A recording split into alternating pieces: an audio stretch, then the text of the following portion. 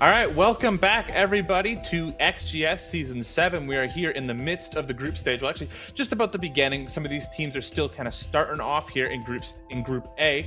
We got a new game coming up. It's going to be MKERS versus Team SESH. I'm Mr. Garage, joined by the talented Chaka. Chaka, how are you today? I'm alright. I'm excited to see Team SESH officially play their first game in the Xenon Gaming Series for Season 7. And for MKERS, it will be officially their second game coming into today. They played their first game just yesterday. It was a 7-3 win against, if I can pull this up really quickly, against Mormon's Battalion in their Group A matchup. So as we advance through the group stages, every point matters because you only get to play against each opponent twice. And so far, 2 playdays have been played. Some of these teams only have like 5 or 4 games left.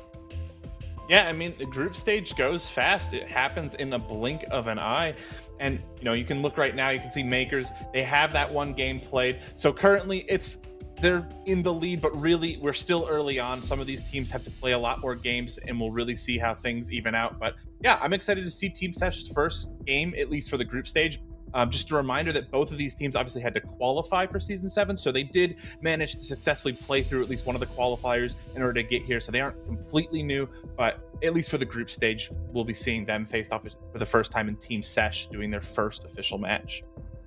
Yeah, and also another interesting thing to say about the Group A matches, because Outlast Black did previously just lose their game in the very first game of today against SSGA Cat, that gives Team SESH some more room to breathe in so far as they try to navigate their way through Xenon in their very first game against MKERS, who is a very tough opponent. They won Element 3 not that long ago, and they have some of the best players in T2, and this is just T3. But starting off with the map bans, Garage, these are sort of wrong. MKERS actually banned Lair first, because ever since the introduction of Lair came in, MKERS have made it a statement to ban out Lair every single game.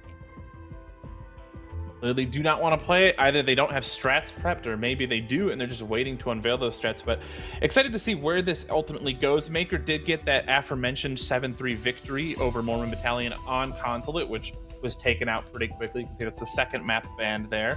So not going to be going there, but that does still leave a number of maps in the pool. I do wonder if we're going to maybe see just a standard clubhouse, as some of the other usual suspects have already been taken off. But regardless, we're going to border. Maybe a quick match then. Yeah, and it's very surprising to me that both teams have let it get to this point, because for both teams, Border has been one of the highest bans.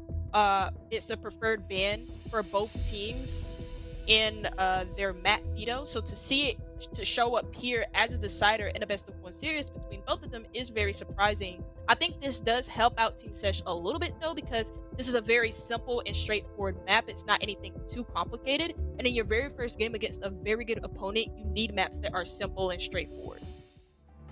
Yep, this is a map that really comes down to gun skill and game instinct. Obviously, there is still strategy with both attacking and defending, but you do often see this map swing towards the side of whichever team's guns are just hotter on that day. And so really it'll be, is MKERS going to continue and kind of demonstrate themselves to be one of the more feared teams in Group A, or a Team SESH going to come off the bench and swing for the fences and, come out blazing?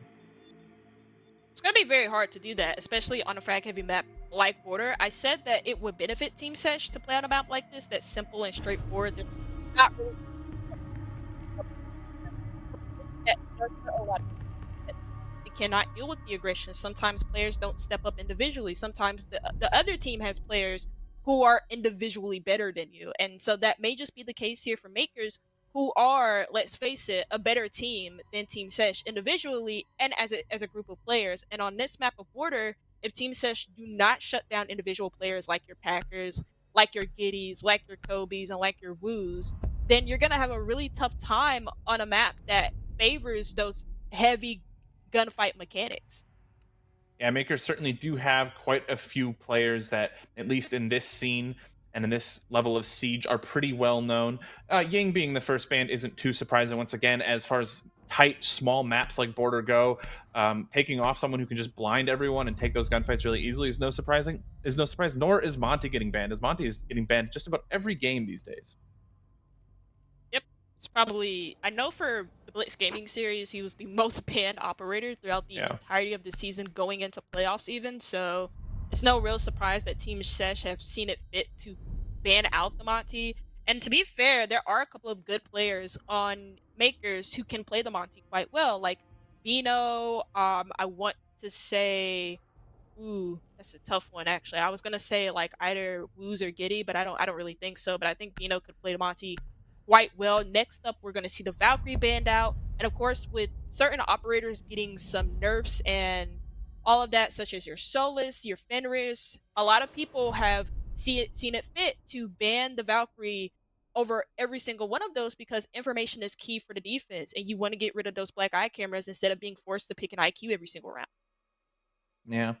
Understandable bans, and Azami being that last one also isn't too surprising. So nothing crazy coming out immediately, but Border is always one of those maps where, the map pick itself isn't too surprising. The bans maybe aren't too surprising, but almost always in the first couple rounds, you see this map just immediately make a name for itself.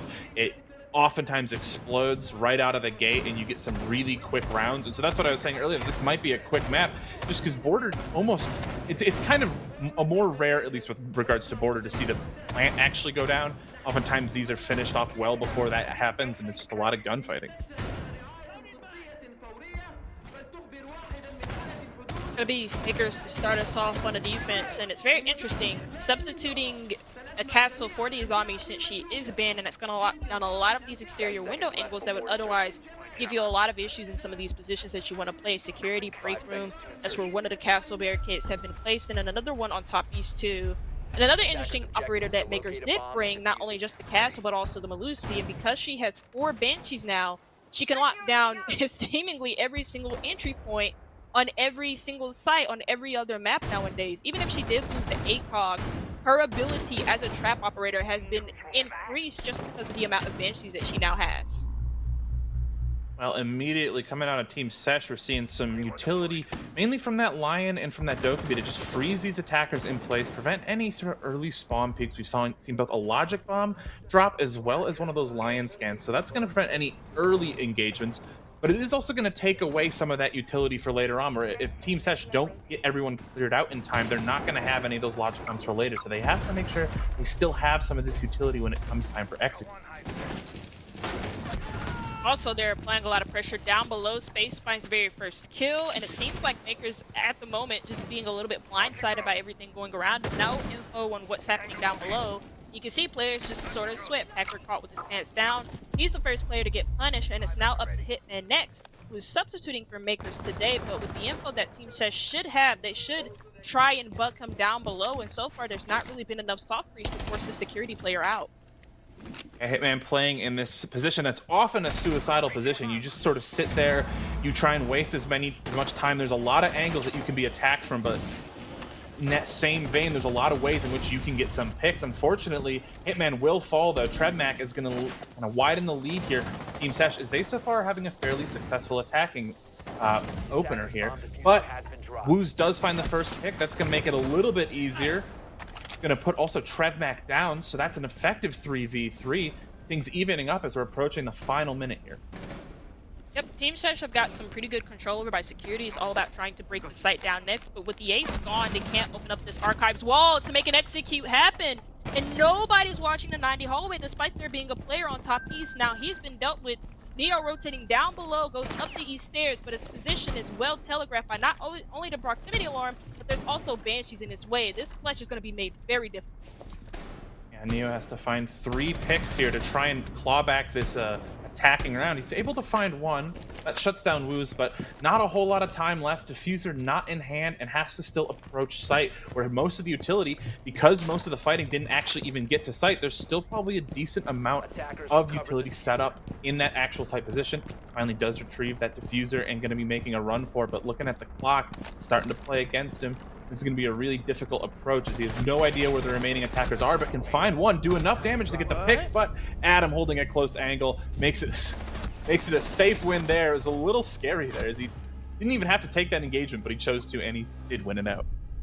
Yeah, I won't lie. I looked away for like a quick second, and I saw it was like a 1v2 turned into a 1v1, and I was kind of afraid there because I had some like really good talking points, but I think I can talk about them right now, which is the fact that like while Team Sesh did do some good work in isolating players in very far up positions, not in really good refrag position, where Packer and Hitman, who were the first to die here for Makers, after that it kind of just like plateaued once they lost the ace. They kind of just couldn't really figure out how to carve an opening for sight. And then Makers just got aggressive at the right moments, completely blindsiding Team Sesh, especially on that double kill from Woo's aggressing over by security. And Team Sesh just really couldn't advance any further than security room. They even couldn't even really get into top east neither. So that was a really nice first round from Makers to claw their way back into, and that's something that you got to pay attention to when it comes to a team like Makers. You could be down or you could be up in a 5v3 against this team, but you still have other good individual players that you're coming up against who could bring the round back by themselves. And you certainly never want to count any of them out. And something I've noticed from casting, specifically Border, is that it's a map that tends to flip-flop a lot during rounds themselves. Is oftentimes an enemy or a team will be able to maybe get the lead, but they'll sacrifice positioning in order to obtain that lead, and then they get punished immediately after that. And you just see the lead constantly flipping between attack and defense. And so Team Sesh had a solid lead there, but they lost it. And you're exactly right. Makers has a lot of gunners on their team, and if one of them's up, you haven't won the round. So just got to be careful of like information as well, because I saw a lack of it, especially in the mid round from Sesh, especially when Woo's just aggressed towards 90, and then nobody from Team Sesh was necessarily aware of that. Nobody placed on these stairs, or at least until later on in that round, and no drone either. And it seems like for Team Sesh, they want to try and clear some of this top 4, but already they lose a player. Packer takes a one-on-one engagement and wins it out, and Team Sesh have not entered the map at all. And importantly, he shuts down the Lion that Badger was bringing. So that's some of that utility, that information utility specifically being taken away. They still have Trevmac playing on the Dokkaebi, but those logic bombs are going off. We meanwhile see Trevmac does get a kill, finds one onto Hitman, but things are going, a lot of fighting happening right now. I think the ultimate can evened out at 3v3 as Neo finds at least one. So for a second, Makers looked like they had the lead, but trade game from Team Sesh is looking a little bit better here. But they have to work well in the mid round if they want to make this work. Yeah, also Makers not really falling back off of the second floor positionings, instead over aggressing and then giving up individual gunfights and thus losing their lives for it. Now you have only Packer up here in a theoretical 1v3 with players surrounding him, and thus information working against him. And at some point he might even look to drop down the small office hatch if this drone is complete in detecting him. Are you kidding me? The C4 finds him from below. That's a big pick, but Trevmac did good with the trade. Keeps things close. Gonna be a minute left now. Right now, Packer's getting hunted down. The secondary shotgun is just not going to be good enough. TK finds that big pick to finally give Team Sesh the lead. Potentially able to take this round unless Bino keeps Makers in it and allows them to claw back yet another round. The views are in the hand of Trevmac as well, and it seems like they have an idea of where he is, but they're not entirely sure. If they recognize that he is in bathroom, they could potentially just jump through the teller's window and then just get a plant down. And I like this. They're taking the time to drone on the last 30 seconds, and they look like they saw him on the drone, so they know that he's here and they can now move in. You know, just gonna peek that hatch as the flashes come through, but no one's gonna be dropping. They're gonna start the pinch. TK moving up through that main hallway there, and it's an easy headshot to finish them off. A much cleaner looking round and a better looking offense. So Team Sesh gets their first one on the board. Yeah, potentially could have been dangerous, especially with TK taking the one by himself, and then a Dokkaebi probably look to jump through to rotate just in case TK dies almost immediately after. So it was a really nice put together round towards the end from Team Sesh, who was having some issues when it came to clearing the top 4 effectively. But again, Makers don't really put themselves in good refrag positions in order to help themselves retain top 4 control. And so when it came down to it, especially with them looking to hold top 4 for as long as possible, I thought at some point they would have tried to drop off. They never did, or they didn't really have any good positions to fall back on. Team Sesh took great advantage of that. So it's very good that Team Sesh are not backing down in some of these more aggressive gunfights. When they need to get aggressive, they've been successful in doing so. And they've also been punishing Makers in the process. And now they've grabbed the round for themselves in round number 2. I'm just spying potentially what Team Sesh are going to be bringing if they bring that blitz. That'll be a slightly different strategy than what they've been doing before. They've been bringing a lot of information operators, but I don't think that they've been using the information operators at least to the fullest utility. And that's partially because, like it happened last round where Lion died pretty quickly and they don't get to use those Lion scans. But maybe something like this Blitz, which kind of is a very active drone you can kind of just keep running around with, maybe that'll give them a bit more of the information that they need. It also helps speed things up in the process. When you bring a shield operator, whether that be a Blitz or a Monty, it's to help you with the roam clears, to help you gain space inside of the map. So I imagine with TK, they're going to look to try and speed their entry up, recognizing that Packer is by himself. That's going to further embolden this Blitz. And so Makers have to make sure that they're playing close together. And I like the fact that they're now trying to back off, not over-aggressing, and instead giving the space to Team SESH, who have now claimed it, but they've also wasted some time in utility doing so. It's a fairly quick security clear. That Blitz helping a lot, but the defenders do manage to fully and safely get back to where their upstairs hold is still being held. They manage to reinforce off the rotate, so that Blitz does a good job of forcing out, but doesn't net any kills immediately for Team SESH. They still have to clear out some other parts here at first floor. You can see Adam hanging out in Fountain. We still have Woos up here. But the first pick is ultimately going to be Hitman, who's immediately traded back out. Not yet finished off, but in a position where most likely will not be able to be picked up. And there is that finishing pick. So even at 4v4, but Packer with a great pick onto Neo, it's going to give Makers the advantage. And immediately, there's no trade quite yet, but you can see Badger lurking around, potentially trying to find it. Drone count is low for Team SESH. You can see they're face checking everything, guessing, and not really, I mean, they're not guessing incorrectly. Players are in the positions that they're hovering their crosshairs over, but it's not really, they're not really confident in pushing this. There goes a trade for Makers that puts directly back into the lead after Woos gets to go back onto Trev Mac after Packer goes down. Badger on the other side gets detected by a Fenrir Mine, and Adam finds a kill into space, leaving it all up to Badger, 2 HP, and a 1v3, and he's literally struggling to get into a gunfight with Woos right now. Woos smartly choosing not to play this too aggressively, as he can just let Badger have to walk the corner right into the line of sight of Bino. Well played by the defense there, as I think their trade game looked really good. Anytime the attack is extended enough to get a pick, there was an immediate pick right back. But also, I liked how quickly they fell off of that security hold. The second they heard that there was a Blitz, they didn't even try and hold on to that position, because they knew they would not only lose control of security, but then most likely lose their player there as well. They also fell back to Fountain and reinforced the wall up, and that wasted so much time for Team SESH. And I also like the fact that the Makers played heavily into information game, because in previous rounds, Team SESH, or at least in the first round, second round was much better on information, but in the first round specifically, Team SESH had big issues when it came to like their information gathering, and with the lack of information that they had a lot of the times, it gave way to like openings being exploited by Makers. In that round specifically, there wasn't necessarily like many openings apart from East Stairs being exploited by Hitman. It was just them slowing down Team SESH from taking space, but they also shot drones in the process. At the end of that round, Team SESH only had 2 drones, and you saw how slow they were in that round and how confused they were of where Makers were. And so, with that being said, their chances of actually winning that round, especially once they lost 2 of their entry players, they were knocked down to 2 drones, was very, very slim. Looking at, once again, the attacking operator lineup. See that Blitz, you see that Glaz. That's usually indicative of potentially hitting a site, smoking it off, having the shield player try and hit a plant with the shield on their back while Glaz provides coverage. But right now, they're looking to use that Glaz to potentially still get this security area cleared, which Hitman is playing on the dock, so can't stim himself back up. But that Blitz might just be enough pressure that those stims might not even matter.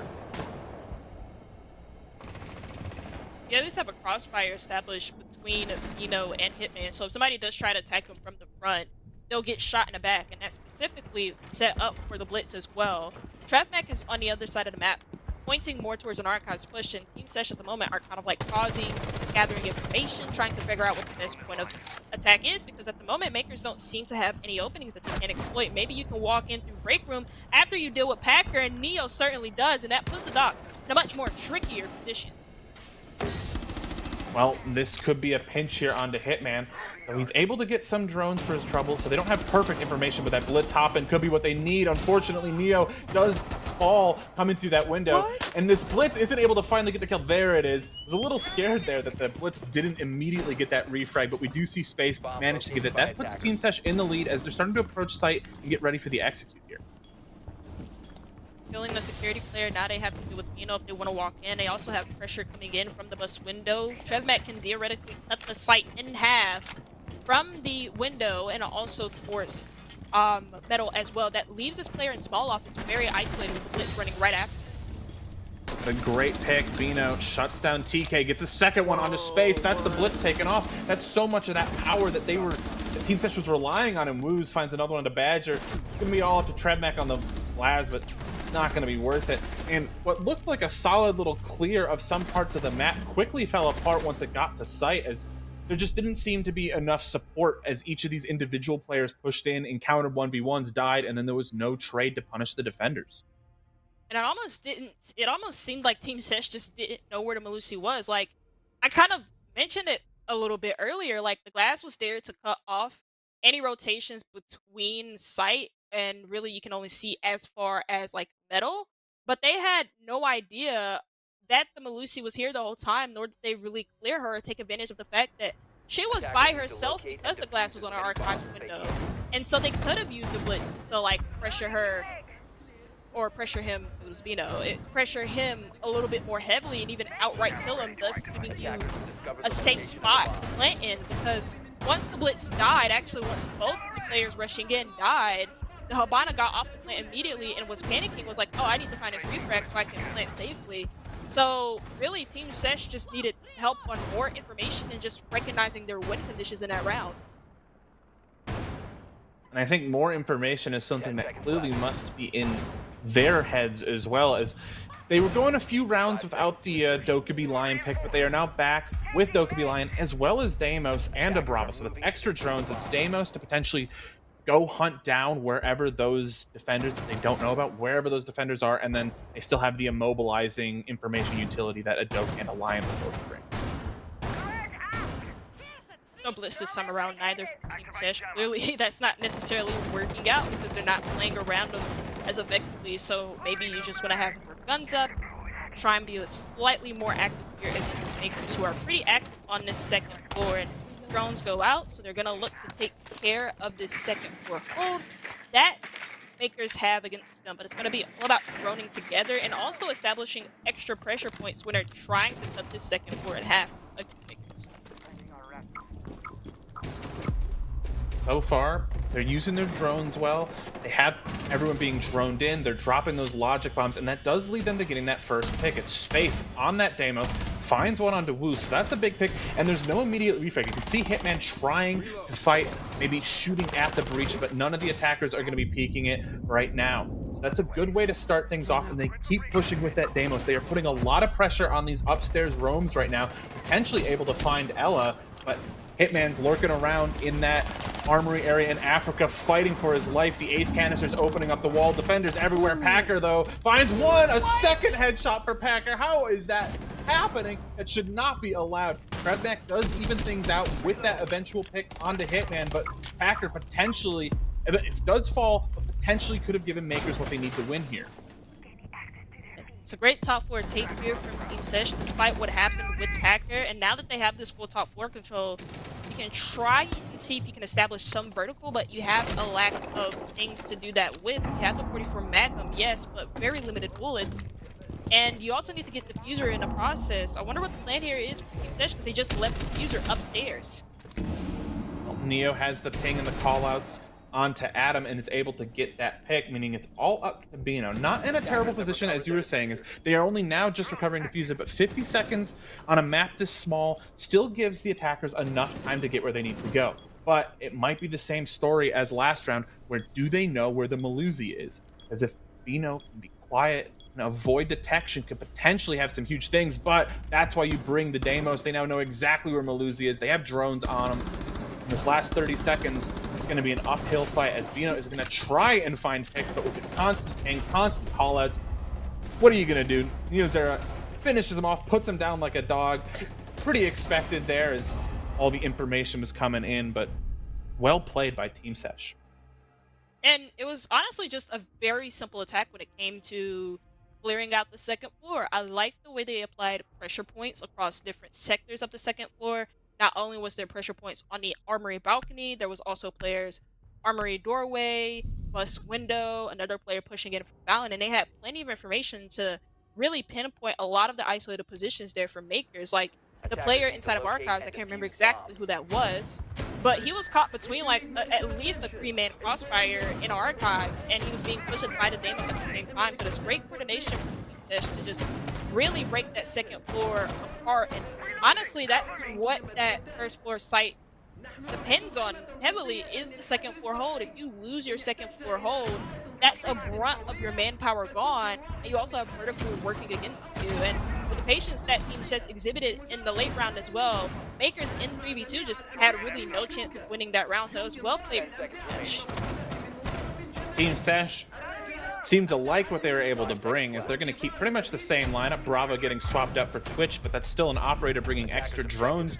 And I think that the information and all of the information-based utility that they can bring with this specific set of operators allows them to do exactly what you were saying. It allows them to safely pinch the defenders who are trying to do upstairs holds. It allows them to be a lot more strategic in how they take them at, because they know where everyone is. But it's up to Makers now, who want to try and take the lead here on the defense, at least for the defensive half. They want to try and make this a 4-2. It's up to them to kind of surprise Team Sesh, make it harder for them to pin them down. And honestly, I like the way you kind of described it. I didn't specify what I meant in the last round and the way that they cut it off, but they used a lot of information, not only through drones, but they also had the Demos and the Lion to really pin down any aggressive plays that Makers might make. And they're doing it again this time around, except instead of a Brava, they have a dope.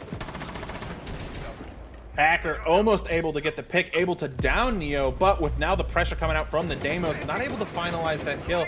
So there is a chance that Neo comes back up on low HP, but will still be in the fight. However, Hitman finds one at the TK on the other side of the map. That's a great opening if you're Makers, or at least if you're rooting for them, because now they do manage to pick up Neo. So it is still a fairly close game, but Makers do have that advantage, and Hitman hasn't been quickly traded out, so they're going to be able to hold on to that. However, Packer does get pinched by Trevmac. The run out, not good from Hitman. Trevmac now good for 2, putting Team Sesh at least in the man advantage, looking to tie it up here in the defensive half at 3-3. Honestly, I was thinking that Hitman would have waited a little bit to give Team Sesh more to worry about, but nothing matters anymore because the Makers just explode on Team Sesh. And a flurry of kills end up with Makers taking another round here on their defensive half of order. Pretty solid from them to just completely over-aggress in Team Sesh. And now going on to their attacking half, they claim a 4-2 lead, which for a defense, for a attacker side of the map, is extremely, extremely good. Yeah, this tends to be one of the maps that favors attack a bit more, just because of how small it is, just because of how many windows there are. It's really easy for attackers to create really powerful cutoffs. So, yeah, 4-2 on your defense is really good. And now Makers are on the offense.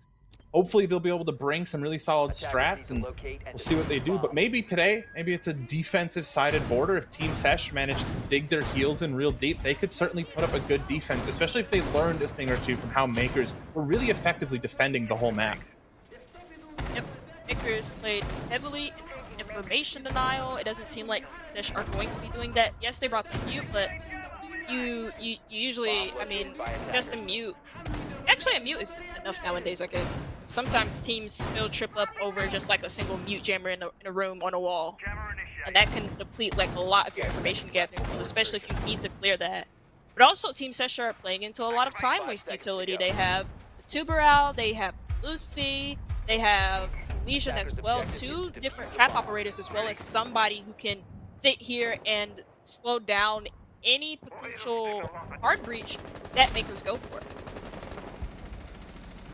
We're seeing a Sens coming out, which is a little bit on the rare side, but it pairs very well with Blaz. However, both of them can be countered by TK. If TK's in the right position to defend that A bomb site from any sort of smokes, any sort of Sens walls, then that could completely put a stop to the potential push that Makers are going to bring. But if they can manage to pinch TK off, or one of the other players, they can gain an easy advantage and could still potentially make it really successful. So far, a fairly quiet opening round. No spawn peaks were attempted, or at least none that were super successful. as it's already almost a minute into the map and no one has looked like they've gotten into an engagement. Seems like makers at the moment are just making sure everything is clear before they go for this specific pocket strat, and I wonder what the Sins is going to be used for, because it seems like they already used one of the roly-polies, but the glass dies first, and that's a pretty important operator to this setup that makers have raw, and it's by the hands of the Warden, somebody who can be a direct counter to the specific push that makers are wanting to do. Well, they do manage to trade out Badger, so that at least makes it a 4v4, but that dynamic duo of the Sens and Glaz is a pretty big loss. Packer, however, doesn't seem to mind, neither does Bino, as they both find 2 more picks onto Team SESH. Plant going down on the B site, and no defenders are even close. Bino able to get the final 2, and it is a clinical and aggressive-looking attack that, in spite of not necessarily the initial pick going their way, they immediately bounced back and just took site. Yeah, and I'm wondering how that happened, because, like, to be fair to you, it looked like Team SESH just had a lot of opening on site. There was only one player in the Warden, and it seems like they depended heavily on a Warden to counter that specific push for makers. It's like, oh, well, I got the very first pick onto the glass. Maybe that's going to be enough. And they may have thought that makers would have rotated towards an archives push because nobody else was in lockers apart from the Warden. Everybody just kind of like ditched him. And so you have a guy jump in through the sandwich window, a player push in from the armory balcony door, and the Warden is just completely abandoned inside of sight. And so Team SESH are like, okay, that happened. So now we're gonna try and retake sight. But by the time they decide to do that, makers are already in good position to just cut you off as you try to rotate back in. So not makers, but Team SESH instead just gave up a lot of openings within sight for makers to exploit in a last second push. Not last second. You get what I mean. 3, 2, 1 push. Yeah. And they completely just take over that round.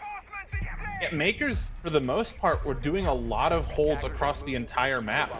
And as an attacker, if you realize that, you can easily attack site. Team SESH never really did that. They never just went straight for site. They always did the full clear. And makers, they weren't having any of that. They saw that site was open, as you said. They decided to just go straight for it, and it netted them an easy win. And now they are 1 round away from getting map point here, which would be pretty big because they already have a solid lead of 3 rounds. If they get map point, they'll have a nice, comfy cushion. They can play for a little bit. They can take some risks, make some mistakes. Not too many because you don't want it to catch up, but they're sitting in a great spot right now. Looks like a Bravo drone just hacked the Lucy camera, so that means that the archives push is going to be pretty easy for makers and Team SESH to keep an eye on that specific doorway, because they don't really have any other trap to stop that push apart from the Banshee that's now been hacked. And also, it seems like they're hacking more as Malusi is being affected by a mute jammer. First kill goes in favor of makers as they find the open kill on space. That was a player inside of security with the follow-up being found by Adam, another being found by Hitman. Makers find themselves firmly in the lead with a lot of map. This is a big fight back for Team SESH if they want to prevent map point from being achieved here. It's going to have to Neo and TK. These are 2 great operators if you want to clutch on. Well, now it's just 1 as the Warden's taken off, but the SMG here that Legion has is great, but it's not as great as Hitman, who I believe gets a 3K there, and that is just an absolute slaughter across the entire map. Every pick going the way of makers, and it didn't even look like Team SESH had a pulse in that round. Not at all, and I like the way that makers kind of strategically took it. Like, again, they were hacking utility, they were making their lives easier on their entry points, and then when it came time to push, they were also all pushing together, exploiting the weaknesses from Team SESH on their defensive half, where again they're just really all alone. They're giving up openings because they don't really have positions established to really support one another and to really stop any of the entry engagements coming in from makers. So makers are not only establishing the fact, and they've also established this a lot in E3, they're not only establishing that they can play well by themselves, but they can also play well off of each other and off of their utility as well. Now, if you are Team SESH, you have to wonder what they are thinking. What is their strategy of turning this around and trying to take this back? Looking at their operators, it might look like, at least to me, this is a bit less roam heavy. Of course, there's still going to be some roam. Site is, all the sites are far too small on border to entirely hunker down. But there's a lot more utility that you maybe place in a couple specific areas and you try and hold on to them, because at least they have not been able to successfully roam. They've been pretty quickly shut down at every attempt at roam by makers, and so they have to change something because it is a do or die moment right now.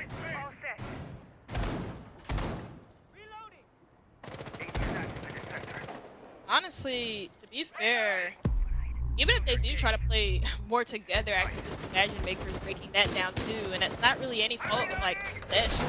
Makers are just that good right now against teams that are either T2 or not T2. But Team SESH do very well in this round to grab the opening kill onto Pack for someone who's very deadly in E3, and that came through way of Space. So really nice opening for SESH to establish a lead here in this round, and Space also finds a double.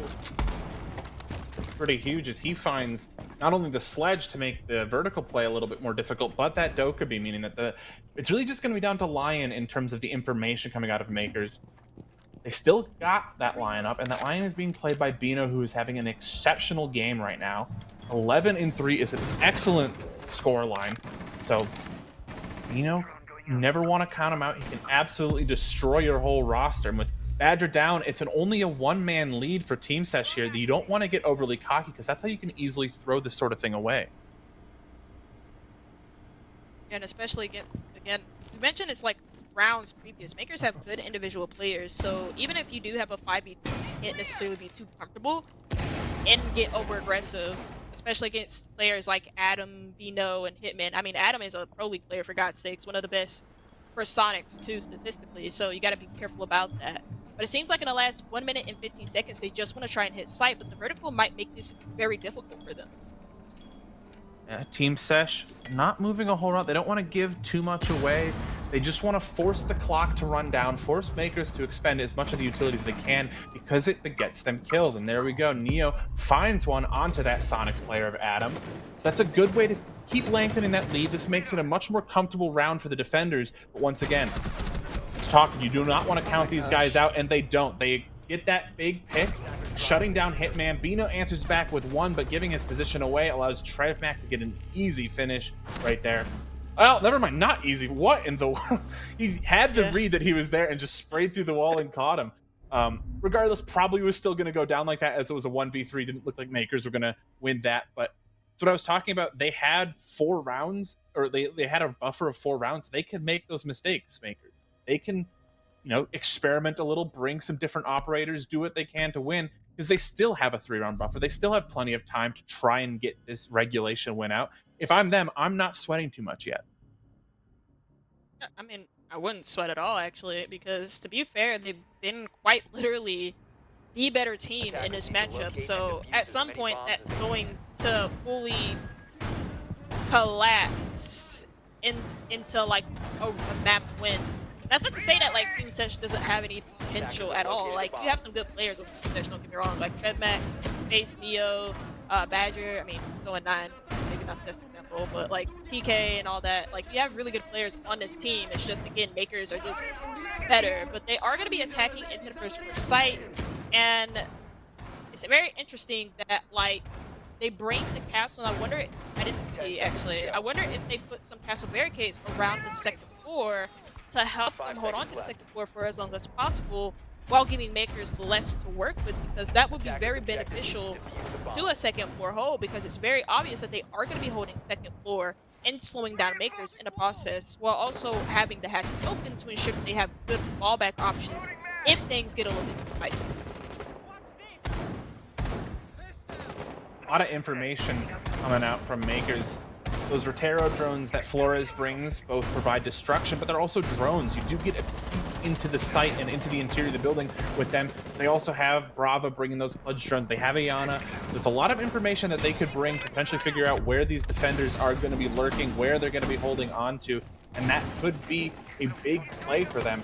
But they have to be able to execute off of that information. That was something we saw Team SESH struggle with, is they would get the information, but then their pinch just wouldn't be there. And this is not what you want to do. Do not peek Neo without someone else pressuring him. And they're hopping into security, and there it is. Neo gets one. Neo can't get the other. He runs straight into the gun of Hitman, but the trades are coming out as the aggression from Team SESH is able to shut down most of the members of Makers, leaving it just up to Woos and Bino in the flash of just a couple seconds. lose with the lack of info, it's just gonna get shut down. It doesn't seem like MKERS had much info on the second floor, nor really much teamwork as players tried to take their opportunities to get ones with no trade potentials, and that was immediately shut down from Team SESH, who had a no-nonsense toad on the second floor, where even if you want to just try and walk in and you want to fool around, it's not going to happen against them. They take the game very, very seriously, and now it's all up to Bino in a 1v5 with the mirror window staring right at him. It's going to be very difficult for him to try and find 4 players by himself. Bino's been very good, but yeah, that might be a bit too tall of an order even for some of the best of players. He's doing his best to try and isolate these players up above, but those mirror windows just make it so difficult to ever feel truly safe. You're just always being watched. It's the principle of the panopticon. You never know if you're being watched, but the possibility that you are is kind of what prevents you from doing anything. Smoke canisters going off, and it's an easy finish from Badger, who gets his second kill of the game. Badger finally starting to come alive in a round that Team SESH absolutely devastate on. Still 6-4 in favor of MKERS, but they have to be careful because this game could get in territory of an overtime, especially once, or I say once, if Team SESH get onto a 5th round. That could be very troubling for MKERS because, you know, I don't know what comms are like, but I'm pretty sure they're not going to be like heated. They're probably going to be a little bit relaxed. They may say, okay, we're going to close this round out this time, guys, but, you know, last 2 rounds didn't really left a lot to be desired from MKERS, especially with the way that they played it. A lot of individual plays where it didn't seem like players necessarily had the information in front of them. And the previous rounds where MKERS were taking it slow, they were actually like trying to like strategize against it. It's just kind of turned into where we're just going to try and walk in and take gunfights, because in previous rounds it's worked because Team SESH have left gaps open for us to exploit. Now it's not working. What can MKERS do in order to ensure that they actually close out this game? And that's just to try and take the game a little bit more seriously, slow things down, and actually try and play off of each other. 10 seconds to go. I think you're exactly right. I think MKERS got a little bit complacent in their dominance in the early game, and they started taking for granted the fact that Team SESH, while maybe not as known and, you know, not winning, they're still talented players who can certainly fight back, and MKERS are going to have to slow things down, though that shouldn't be a problem for them. Once again, these are a lot of very skilled, experienced players on the side of MKERS. They should know exactly what to do in this sort of situation, where you slow down, you reevaluate, and you make a new strategy going forward, one that's a bit less just walking in, taking gunfights, and a bit more tactical. At least the opening death right now is 2 minutes and 30s. Usually there's a lot of things happening by this point, because MKERS usually move at a very fast pace, but they're just taking their time, they're being careful, because so far Team SESH in the last 2 rounds have started off really well in the opening engagements, and so MKERS want to make sure that they actually have a chance to close out the game right now by taking things slow. And it seems like they want to go for a direct take on Archives. This is probably genius, but the Nitro Cell disrupts everything. Real unfortunate. As Osa, you always expect the Nitro Cell, but you try and bait it out, and just played it a little too close there. However, Hitman does find a trade, so it does keep things 4v4, but that Osa's kind of the linchpin there. Being able to put down those shields gives you not only information, but gives you a really secure opportunity to plant on the A site, and not having that ability kind of makes MKERS have to reevaluate how they now want to push. A big pick here could be found, but the bullets are just going to fly a little bit away, and potentially a bad rotate from Hitman. He's struggling to figure out exactly where this person is. Adam, though, with 2 huge kills up above, this fight might not even be important if Adam can just take everyone else out. Neo does finish off Hitman, but did Team SESH lose all of sight due to Adam just walking in and taking a 3rd pick? Of course, Adam with the headshot to clutch things out. It doesn't matter how many fights you win. If Adam's still on the board, MKERS are still winning. And honestly, like you said, once they lost the Osa, I thought that round was over too, because like even if you do waste the Nitro Cell on the side of the defense, and the other Nitro Cell is not even anywhere close to the position that it needs to be to further disrupt the push, you lose the Osa shields and you can't walk in anymore and try and get a safe plant down, despite establishing control down below. But Adam just makes an entry work in security from the balcony and completely dominates Team SESH, who have no immediate trade on him, and then further on cannot close out the round for Team SESH. and now they lose their first game of the season against Makers, but at least the positive side to it is the fact that they were very close into putting us one round away into maybe going into OT. So you take your victories where you can get them. Absolutely right. They were looking a bit better towards the end, but I think Makers just locked in. They showed us why we kind of assumed that they were the better team. You know, individually, Makers popped off when they needed to. Adam coming out to end the game in a pretty dramatic and impressive 4K Yeah. is the exact sort of thing that pretty much